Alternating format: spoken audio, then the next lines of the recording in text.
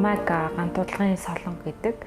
Би Айдлагын том доороо нэгдвэтэй Дархуул аймагт төрж өссөн. 2007 оноос хойш Улаанбаатар хотод ажиллаж амьдарч байна. Хүний амьдралд бол боломж үргэлж гарч ирдэг гэж би боддог.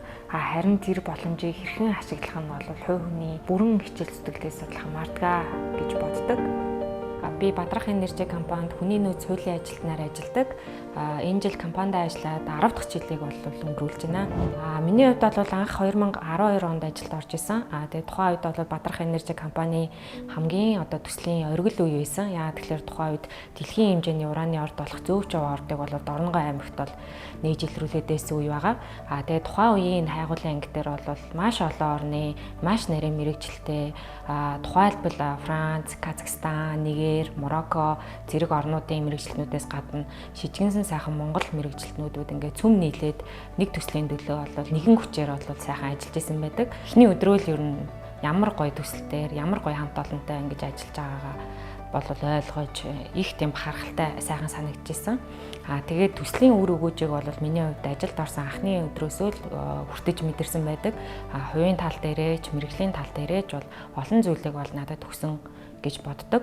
Бадрах Энержи компани Монгол улсын төрийн өмчит Эрдэнэс Монгол компани охин компани болох Монгол Атом компани болон Франц улсын төрийн өмчит Orano Mining компаниудын хамтарсан компани бөгөөд Дорногов аймагт хэрэгжүүлж буй Зөөвч овоо үйлдвэрлэлийн туршилт нь ураныг газар доор уусган олборлох технологиор олборлолтын үеийн техникийн төдийгүй байгаль орчны үзүүлэлтийг наривчлан судлах зорилготой юм. Бадрах Энержи компани нь бол одоогоор 96 ажилтнтайгаар үйл ажиллагаа явуулж байна. Үүний 97%-ийг бол Монгол ажилтнууд бүрдүүлдэг. Тэгээд түүнээсээ тухайлах юм бол орон нутгийн ажилтнууд бол 30 гаруй хувийг бүрдүүлж байна.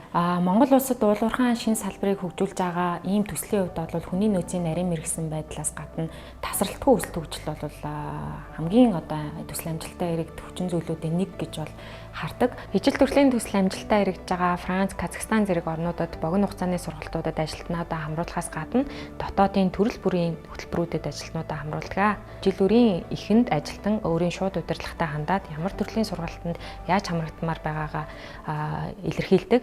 Үүнийх нь хүрээнд бол хүний нөөцийн богино, дунд болон урт хугацааны бодлогыг хэрэгжүүлж ажилдаг.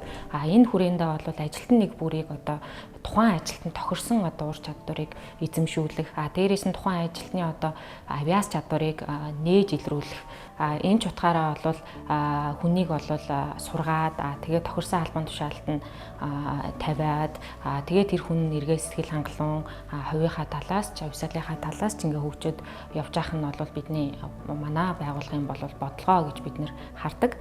Тухайлах юм бол энэ жилийн хувьд хэдийгээр цар тахаллын нөхцөл байдалтай холбоотойгоор зарим нэг төрлийн танхимын сургалтууд хязгаарлагдаад байгаа ч гэсэн 11 сарын байдлаар бол ажилтнуудын талаас илүү хувь нь заашгүй хамрагдах шаардлагатай сургалтуудаас гадна нэмэх нь хэлний сургалт, дээр нь зэргийн хөтөлбөрүүдэд бол зайнаас болон танхимаар амжилттай хамрагдаад байна. Миний хувьд бол компани хүний нөөцийн урт хугацааны бодлого хэрхэн хэрэгжиж байгаагийн бодиттой нэг жишээ гэж бол өөрийгөө хардаг. Сурч мэдээд боловсрал эзэмшгийн хэрээр бол амьдралын үн цэнтэй зүйлүүдийг илүү бодитоор олж хардаг.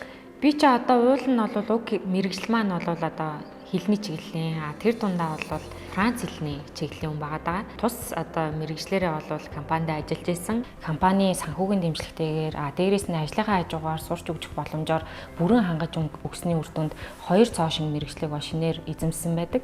2013-аас 15 онд бол хүний нөөцийн менежментийн бакалаврын зэрэгээр хүмүүнлэгийн ухааны их сургуулийг бол бас компанийхаа санхүүгийн дэмжлэгтэйгээр бол сурч төгссөн. 2019 оноос санхүү эдийн засгийн их сургуулийн бизнесийн эрх зүйч мэрэгчлэр элсэж ороод удахгүй 22 онд төгсөх гэж байна. Тэр ч утгаараа ингээд компанида шинээр олж авсан мэрэгчлэрээ буюу хүний нөөцийн ажилтнаар бол ажиллаж байна. Зөвхөн би биш, манай компани олон залуучууд бол олон талаар сурч хөгжих боломжийг ашиглаж, хувийн тал дээр, мэрэгжлийн тал дээр бол өсөж дэвжээд явж байгааг бол би байнга харж ингэж тэднэрээ ч гэсэн ингэж бахархаж явдаг. Монгол улсын хөтөлбөрийн тухай хуулийн суурь зохицуулалтаас гадна ажилтнууд бол өөрсдийнхөө төлөөллөөрөө дамжуулан ажил олгогчтойгоо бол хамтын гэрээ байгуулдаг. Хамтын гэрээ нь бол ажилтнуудын цалин хөө сөлбөрийн нөхцөл болон нийгмийн аливаа асуудлыг шийдэхэд бол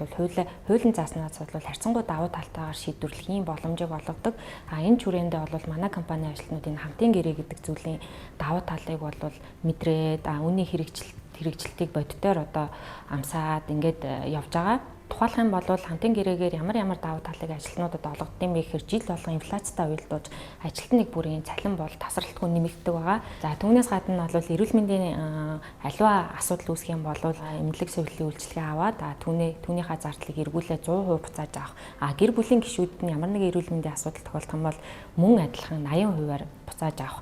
Дээрээс нь амьдралд ямар нэгэн томоохон асуудал гар цохирол учрахад бол тодорхой хэмжээний дүнтэй санхүүгийн тусламж олгох янз бүрийн одоо тэтгэмжүүд байдаг. Хамтын гэрээ амжилттай хэрэгжиж байгаагийн нэг илэрлэг бол ажилтнуудын доктортой байдал гэж үздэг. Яагаад тэгэхээр манай хамт олонны одоо дийлэнх нь бол удаан жил компанид ажилласан ийм хүмүүс байдаг. За сүүлийн үед COVID-19 цар тахалтай холбоотойгоор компаниас олон төрлийн одоо арга хэмжээг цаг тухайд нь үлгэрч жийж байдлаар авч хэрэгжүүлж байгаа. Төслийн талбай дээр урт хугацаагаар ажиллаж байгаа ажилтнуудаа нэмэгдэл хөлс олгох, дээрээс нь өвчлсөн тохиолдолд тухайн хугацааны цалин бүрэн олгох зэрэг болон бусад одоо арга хэмжээ бол хамарж байна. За миний ирээдүйн зорилго бол мэдээж цаашид тасралтгүй л сурч хөгжих тийм бодолтой явдаг.